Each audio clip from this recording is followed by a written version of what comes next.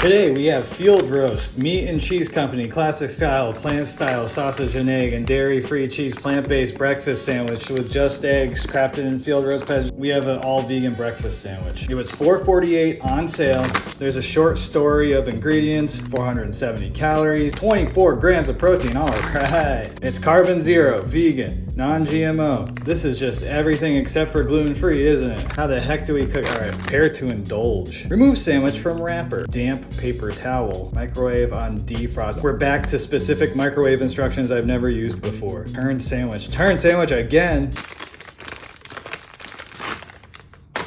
Dang. Let's take a bite. I'm just kidding. A little freezer burnt, but that's okay. Hey, is that a vegan breakfast sandwich wrapped in a damp paper towel, or are you just happy to see me? Okay. Well, this is by far the hottest thing I've touched, but that, of course, didn't melt.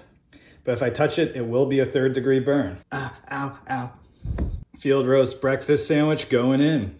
Oh, that bottom piece is so rubbery. Besides the really tough exterior, it tastes pretty good. That Field Roast sausage is kind of delicious. The just egg is just okay. This obviously needs some work.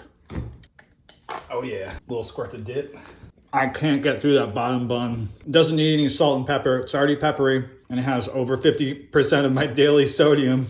It tastes good, but it's labor intensive to make. It's expensive. I got it on sale. Not really sure if it's worth it. I'm giving this a 5. Honestly, I should have deconstructed it, toasted the bun, maybe even toasted the sausage. I don't know. I didn't want to think about it. I just wanted to microwave it, and it should be good if that's the only instructions there are. We're going with what the box tells us, baby.